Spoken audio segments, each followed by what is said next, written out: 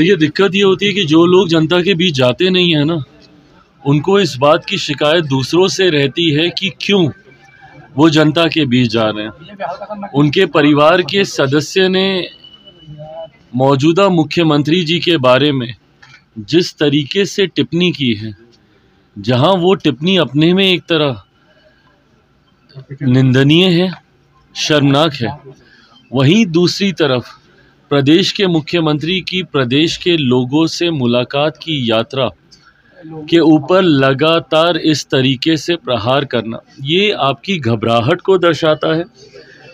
क्योंकि हकीकत है ये कि जब तक ये लोग सत्ता में रहे थे, कभी इन्होंने जनता से संवाद करना या जनता के बीच जाना ज़रूरी नहीं समझा। जब जब ये या इनके परिवार के सदस्य सत्ता में आते हैं तो अहंकार इतनी चरम सीमा पर होता है कि जनता के बीच जाना तो दूर, जनता के लिए दरवाजे भी इनके बंद रहते हैं। ऐसे में मौजूदा मुख्यमंत्री नीतीश कुमार जी की इस यात्रा के भय से, ये डर का ही परिणाम है कि एक के बाद एक जहां व्यक्तिगत टिप्पणियां मुख्यमंत्री जी के ऊपर की जा रही हैं, जहां अशोभनीय टिप्पणियां उनके ऊपर की जा रही हैं, तो ये बेफिजूल के आंकड़े डाटा निकाल के दिखाए जा रहे हैं। क्या इससे पहले जब इनके परिवार के सदस्य इस पद पर थे और वो लोग जब किसी कार्यक्रम में जाते थे तो क्या उस पर खर्चा नहीं आता था? ये एक व्यवस्था का हिस्सा है, पर इसको इस तरीके से प्रदर्शित करना, इसको इस तरीके से दिखाना आपकी घबराहट को दर्शाता है। आगामी विधानसभा में उपचुनाव ने दर्शा ही दिया। जिस तरीके से 4 सीटों पर उपचुनाव हुए थे और एनडीए का 100% स्ट्राइक रेट रहा था इस उपचुनाव में, और उसमें तो कई सीटें ऐसी हैं जिसको ये लोग अपनी जागीर मानते थे। बेलागंज जैसी सीटें ये लोग सोचते थे कि हम लोग कभी इस सीट को हार ही नहीं सकते। जब ऐसी सीटें ये लोग हारे हैं तो इस बात की घबराहट इनके मन में इतनी ज़्यादा है क्योंकि परिणाम इनको अब दिखाई दे रहे हैं।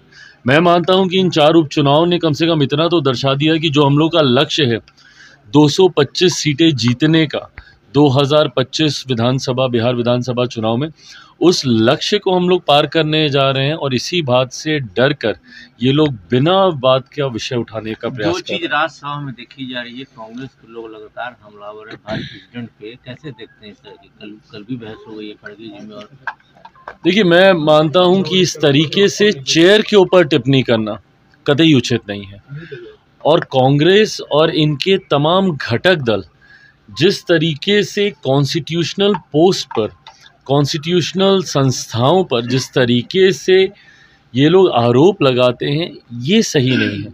आप अराजकता के माहौल में आप नहीं जी सकते हैं।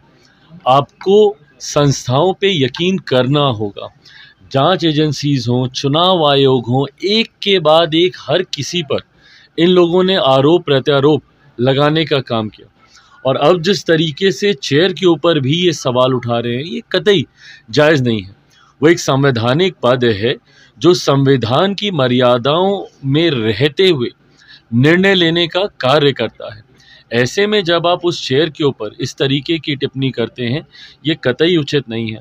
आप चुनाव को लेकर आप टिप्पणी करते हैं, चुनाव आयोग को लेकर टिप्पणी करते हैं। जिन राज्यों में आपकी सरकार बनती है वहाँ पर आप चू नहीं करते, बट जहाँ आपकी सरकार नहीं बनती वहाँ पे ईवीएम पे ठीकरा फोड़ते आप नहीं थकते। अगर आपको विश्वास ही नहीं है चुनाव आयोग पर या ईवीएम के द्वारा, तो आप बताइए ना, फिर आप लोगों ने झारखंड में इतना भव्य शपथ ग्रहण का समारोह क्यों किया? मना कर देते। महाराष्ट्र में तो आप लोग यही सवाल उठा रहे हैं ना।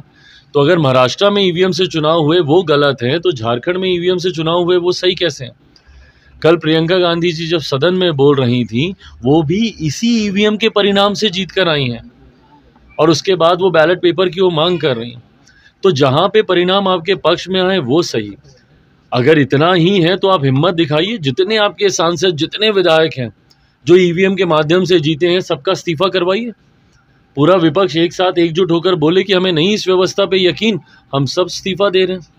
आज ही घोषणा कर दीजिए कि अगले किसी भी विधानसभा के चुनाव या लोकसभा के चुनाव जो ईवीएम के द्वारा कराए जाएंगे, हम उन चुनाव में हिस्सा नहीं लेंगे। पर ऐसा नहीं करेंगे। आपको सत्ता का सुख भी भोगना है जिन राज्यों में आपके पक्ष में परिणाम आए हैं, संसद में भी आपको जाना है, विधानसभा में भी आपको जाना है। पर उसी संसद और विधानसभा में खड़े होकर जिस प्रक्रिया के माध्यम से आप चुनकर आए हैं, उसके ऊपर आपको उंगली भी उठानी है। और उंगली उठाते उठाते टीका टिप्पणी करने से, आप चेयर पर भी इस तरीके के विवादित बयान देने से आप बाज नहीं आते। ये गलत है, ये लोकतंत्र की मर्यादाओं के प्रियंका गांधी खिलाफ। के पहले भाषण को कैसे देखते हैं? कल उन्होंने जो पार्लियामेंट में भाषण दिया, उनका पहला भाषण था। राहुल गांधी ने तो बोल दिया मुझसे बेहतर। नहीं, ये बात तो खैर सही है। ये तो सभी जानते हैं कि भाई राहुल जी थोड़ा सा बोलने के मामले में कमजोर हैं, प्रियंका जी उनसे बेहतर देती तो हैं। ऐसे ही तमाम खबरों के लिए आप सभी बने रहिए हमारे साथ और देखते रहिए बिहार उज्जवल न्यूज़। क्या है अब वो तक हमारे मायने रखता YouTube है। चैनल को आप सब्सक्राइब उनमें नहीं किन किया है तो बातों को जल्दी से उठा रहे हैं, सब्सक्राइब किन कर तथ्यों को आप लीजिए। रखते फेसबुक पेज को हैं। भी जब फॉलो संविधान पे कीजिए। चर्चा वीडियो हो पसंद रही आए है तो तो कांग्रेस लाइक के कीजिए, नेता शेयर क्यों कीजिए, नहीं उस कमेंट काले कीजिए। अध्याय वीडियो को याद देखने के लिए करते हैं आप जब सभी इन्हीं का के